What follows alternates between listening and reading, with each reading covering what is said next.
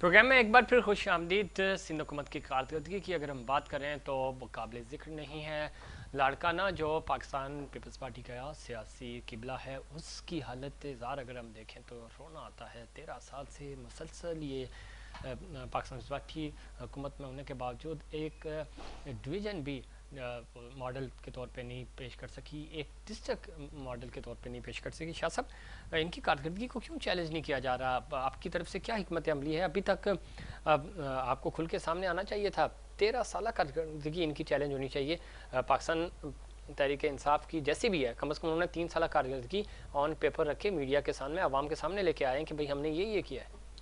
बिल्कुल आपकी बात दुरुस्त है कि ये पाकिस्तान तहरीक इंसाफ की ये पहली गवर्नमेंट है जो 3 साल कारकर्दगी आवाम के सामने लेकर आई है। इससे पहले जितनी भी गवर्नमेंट्स रही हैं वो तो कुछ आवाम को समझती ही नहीं थी कि हम कोई उनको कारकर्दगी की बुनियाद पर उनके साथ बैठकर कोई बात करें, कोई उनसे एडवाइस लें। और जहाँ तक जीडीए का सवाल है कि क्यों वो जो है अपोजिशन का किरदार नहीं अदा कर रही, तो बिल्कुल हमारे पास जितने एमएनएज एमपीएज हैं वो मौजूद हैं और वो सिंध असेंबली में वक्तन बवक्तन प्रोटेस्ट भी करते रहते हैं। और जो भी नाजायज़ जो काम है पाकिस्तान पीपल्स पार्टी के, जो करप्शन की सूरत में है, जो आवाम से जो धोखाधड़ी कर रहे हैं, जो आवाम को गुमराह कर रहे हैं, उनके हवाले से जो जहां जहां हमें ये लगता है हम बिल्कुल अपनी रेजिस्टेंस भी शो करते हैं, पार्लियामेंट में हो या प्रोटेस्ट करने हो। तो अगर ऐसा कोई आगे बुनियाद किसी चीज़ की रखी जाएगी कि रोडों पर निकलना पड़ेगा, तो उसके लिए भी जीडीए, जाहिर सी बात है, एक पॉलिटिकल इत्तेहाद है, वो सब दोस्त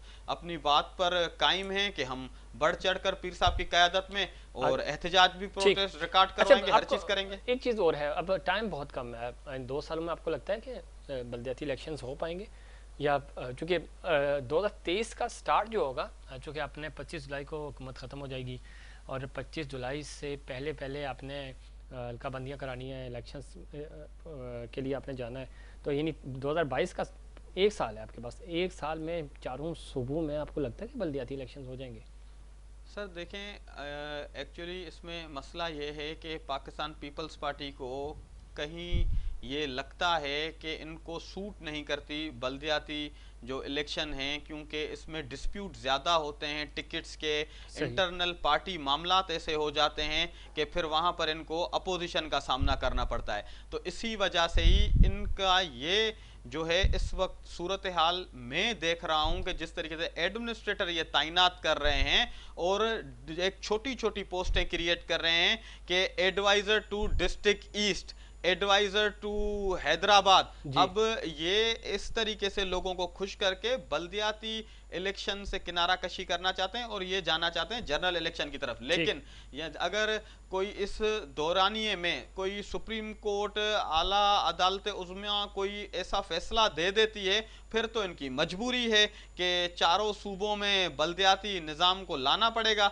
लेकिन इस वक्त इनकी जो सूरत हाल मुझे नज़र आ रही है वो यही है कि इस टेन्योर को हम निकाल लें और जनरल इलेक्शन करीब आ जाए, ताकि जनरल इलेक्शन में हम कोशिश करें। इनको दूसरे सूबों से तो कोई गर्ज ही नहीं है कि हम कोई केपी के, बलोचिस्तान या पंजाब जीत जाएं, ये सिर्फ बातें करते हैं। बाकी ये काबिज रहना जरूर चाहते हैं कि सिंध के ऊपर किसी तरीके से भी हम काबिज रहें, फिर वो किसी टेक्निकल गेम की ठीक। सूरत लेकिन शाह में। साहब, कैसे काबिज रहेंगे? कारकर्दगी इनकी सिफर है। अभी जिस तरह इन्होंने डिवीजन टू डिवीजन और डिस्ट्रिक्ट टू डिस्ट्रिक्ट फोकस करने की कोशिश की है, ठीक है, अच्छी कोशिश है, ये बहुत पहले हो जानी चाहिए थी ताकि लोगों के इश्यूज हल हो जाते हैं। कम से कम पाकिस्तान पीपल्स पार्टी के साथ जो उसके हमदर्द मुखलिस लोग हैं, उन्हीं के इश्यूज हल हो जाते हैं, आम आवाम के तो हो नहीं रहे। आपको नहीं पता लगता कि पाकिस्तान पीपल्स पार्टी ने बड़ी देर कर दी और ये उनको भी एहसास हो चुका है कि शायद इनके हाथ से सिंध निकल जाएगा? बिल्कुल इनको इस बात का एहसास है। इसी वजह से ये देखें आपके वक्तन बवक्तन बिलावल भुट्टो जरदारी किसी न किसी दौरे पर, या वो बैरूनी ममालिक का हो या अंदरूनी सिंध का हो या पंजाब केपी के सराइकी बेल्ट का हो या केपी के का हो या आज़ाद कश्मीर के, आप इलेक्शन उठाकर देख लें तो वो किसी न किसी चीज़ में लगे रहते हैं, अपने कोऑर्डिनेटर्स भी बढ़ा रहे हैं ताकि किसी भी सूरत हाल में, क्योंकि ये नहीं चाहते कि एक दिन की भी सिंध में इनको अपोजिशन का सामना करना पड़ जाए। पहले देखें मोहतरमा शहीद बेनजीर भुट्टो साहिबा की एक बहुत बड़ी कुर्बानी थी, जिसकी वजह से ये इक्तदार में ठीक। आए। इक्तदार में आने के बाद इन्होंने बिलखुसूस सिंध के साथ तो ऐसा हाल कर दिया कि अब इनको लोग लेकर नहीं आना चाहते। लेकिन एक पॉलिटिकल इंजीनियरिंग है, मुफाहमत का अपने आप को बादशाह आसिफ अली जरदारी साहब समझता है, पैसा तो उसके पास लूटा हुआ बहुत ज्यादा है, फिर किसी भी तरीके से किसी का जमीर खरीद कर, किसी आरओ डीआरओ जो एजुकेशन डिपार्टमेंट के अंडर में काम करते हैं उनको लगाकर, आप देखें ना किसी न किसी तरीके से ये काबिज रहते हैं। अभी कैबिनेट रीशफल हुई, आप ये देखें ये इंक्वायरीज जो इनके ऊपर नैब के चार्जेस चल रहे हैं, ये इनके पास टेक्निकल गेम्स में आपको समझाऊं कैसे होती हैं कि कैबिनेट रीशफल होती है, ये याम खान शोरो को कैबिनेट में एरिगेशन का वजीर कर लेकर आते हैं। हालांकि एरिगेशन के बहुत बड़े नैब के चार्जेस उनके ऊपर ऑलरेडी चल रहे हैं, पेंडिंग हैं। अब होता यह है कि नैब का जो वहां पर रिपोर्ट लेकर जाएगा, जो वहां पर क्लर्क होगा, अपर डिवीजन क्लर्क होगा, कोई वहां का 16वें ग्रेड 14वें ग्रेड का कोई ऑफिसर होगा, कोई क्लर्क होगा, जो रिपोर्ट लेकर वो मिनिस्टर के खिलाफ कैसे जाएगा? जब उसका मिनिस्टर उसके ऊपर होगा तो आप बताएं मुझे यहाँ पर शफाफियत कहाँ रखी गई? बिल्कुल ऐसे ही शफाफियत तो है नहीं, और इस चीज़ का यही फायदा उठाया जा रहा है क्योंकि अपने अपने डिपार्टमेंट्स में लोग बैठे हुए हैं और उनको पीछे फुल सपोर्ट हासिल है सिंध हुकूमत की। लेकिन ये सारी चीज़ें आहिस्ता आहिस्ता एक्सपोज हो रही हैं और आवाम को अपने हकूक़ के लिए निकलना होगा और उनको सही जो हकदार है उनके वोट के, उनको वोट करना होगा। अदरवाइज़ पाकिस्तान पीपल्स पार्टी ने इसी तरह सूबे में हुकूमत करनी है। उन्होंने अपने लोगों को, अपने वज़ीरों मशीरों को तो नवाजना है, आम आवाम की तरक्की या उनकी फलाह बहबूद इनकी तरजीहात में शामिल नहीं। शाह साहब, प्रोग्राम का वक्त चूँकि ख़त्म हो रहा है, आखिरी हिस्से में अफ़गानिस्तान की जो सूरत हाल बन रही है, इस सूरत हाल को किस तरह आप देख रहे हैं? पाकिस्तान और फिर अगेन हम मौजूदा हुकूमत की और उसके आप इत्तेहादी भी हैं, एक अच्छा वक्त नहीं था कि हमें थोड़ा सा एक जॉइंट सेशन रखना चाहिए था, पॉलिटिकल स्टेक होल्डर्स का ऑन बोर्ड लेके? हम ये भी समझते हैं कि ज़ाहिर बहुत सारी चीज़ें हैं जो एक्सपोज नहीं हो सकती, लेकिन कम से कम ये ज़रूर हो सकता है कि एक पेज पे होते तमाम पॉलिटिकल स्टेक होल्डर्स और जो पीडीएम में जो बातें हो रही हैं या उनके स्टेज से जो बातें हो रही हैं वो ना होती। इसका हमारे दुश्मन ममालिक फ़ायदा उठाते हैं। बिल्कुल आपकी बात सही है। यहाँ पर हमारी खुद जीटीए की मीटिंग्स भी हुई हैं और पाकिस्तान तहरीक-ए-इंसाफ को हमने ऑन बोर्ड लेने की कोशिश की कि आप हमसे बैठकर बात करें इस मामले पर, क्योंकि अफ़गानिस्तान देखें ना, हम जहाँ पर अमन की जंग लड़ रहे हैं जिसमें हमारे 80,000 से ज़ायद जो है पाक फ़ौज के जवान शोहदा हैं, शहीद हो चुके हैं, 1 लाख से ज़्यादा डिसेबल हो चुके हैं। अभी देखें अफ़गानी जो पनाहगीरान हैं, जो रेफ्यूजीज़ हैं, हम उनको एक्सेप्ट नहीं कर पा रहे। हमारे मुल्क के ऐसे हालात अच्छे नहीं हैं, हम जहाँ पर अगर अपने मुल्क के जो यहाँ पर लोग हैं उनको हम नौकरियाँ नहीं दे सके, वफाकी हुकूमत जो है अगर फेडरल जो डिपार्टमेंट्स हैं उनमें से 16-16 हज़ार लोगों को नौकरियों से बेरोजगार कर निकालने की कोशिश कर रही है, सिंध गवर्नमेंट डिलीवर नहीं कर सकी है, तो हम इन अफगान पनाहगीरीन का बोझ उठा नहीं सकते। पाकिस्तान पीपल्स पार्टी के साथ, हालांकि वो हमारी सियासी हरीफ जमात है, लेकिन जीडीए के जनरल सेक्रेटरी हैं कौमी अवामी तहरीक के सदर अयाज लतीफ़ पलीजो साहब, उनके पास निसार खोड़ो साहब उनकी रिहाइशगाह पर आए, ताज हैदर और इंफॉर्मेशन सेक्रेटरी आजिज दामरा साहब उनके साथ थे। तो अयाज लतीफ़ पलीजो साहब ने अपनी पूरी उनके सामने रिजर्वेशंस रखी कि अफगान पनाहगीरीन का मामला हो या सिंध के दूसरे मसाइल हो, तो उनको भी ये हुआ कि उस बात करने के बाद पाकिस्तान पीपल्स पार्टी वाले भाई चले गए। पीटीआई ने कोई भी हमें किसी भी बात पे एतमाद में नहीं लिया।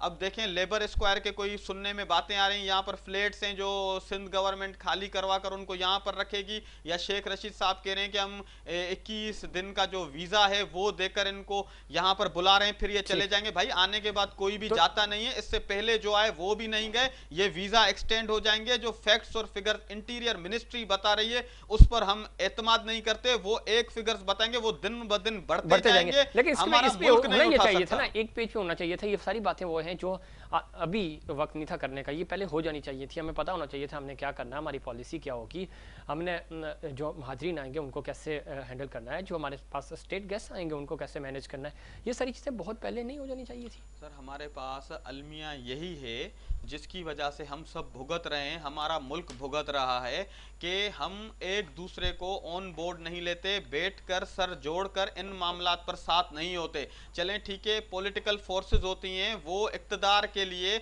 जंग लड़ती हैं कि हम इक्तदार में आ जाएं, लेकिन ये जो मुल्क के मामलात होते हैं, मुल्क की सालमियत के मामलात होते हैं, उनमें इनको कम से कम साथ बैठकर देखना चाहिए कि हम कहां पर खड़े हैं, क्योंकि ये सिर्फ अफगानिस्तान की जंग नहीं है, ये हमारा हमसाया मुमालिक है, जिसकी वजह से कल हमारे ऊपर भी मसाइल आएंगे। सबसे बड़ा स्टेक होल्डर हमारा है। बहुत शुक्रिया शाह साहब, इसमें कोई शक नहीं कि जो 26 किलोमीटर की जो हमारी ये सबसे बड़ी पूरी सरहद लगती है और इस बॉर्डर को सिक्योर करना बहुत ज़रूरी है, और इसी वजह से सबसे ज़्यादा इस पे स्टेक भी हमारा है, दबाव भी हमारे ऊपर है, और हमने सबसे ज़्यादा जानी और माली कुर्बानियाँ भी दी। पाकिस्तान ने हर लिहाज से इस पूरे पीस प्रोसीजर को आगे लेके बढ़े, और आज ये वक्त है कि हम इसको कैश कराएं, और ये जो कौमी पार्टियां हैं उनको सियासत नहीं करनी चाहिए कम अज़ कम इस इशू पे, और कौमी सलामती को मद्देनज़र रखते हुए, पाकिस्तान के वसीतार मफाद को सामने रखते हुए तमाम पार्टियों को एक जगह मुत्तफ़िक होकर जामे हिकमत अमली से इस तमाम तर चीज़ जो पोजीशन बनी है, जो पाकिस्तान इस वक्त डोमिनेट कर रहा है रीजन में, इसका फ़ायदा उठाते हुए पाकिस्तान की तरक्की की तरफ देखना होगा, ताकि पाकिस्तान तरक्की करे और पाकिस्तान आगे जा सके इस पूरे इशू में, और ख़ास तौर पे इस रीजन के अंदर, चूँकि इस वक्त चाइना डोमिनेट कर रहा है और इंडिया जो है वो बैकफुट पे जा चुका है। पाकिस्तान के लिए ये सुनहरी मौका है, तो इसके लिए ज़रूरी है कि हमें मुत्तफ़िक होकर अपनी जामे हिकमत अमली देनी होगी। नाज़रीन, ये था हमारा आज का प्रोग्राम। उम्मीद करता हूँ दीगर प्रोग्राम्स की तरह आज का प्रोग्राम भी आपको पसंद आया होगा। मुझे और इनसाइड पाकिस्तान की पूरी टीम को दीजिए इजाज़त। अल्लाह निगहबान।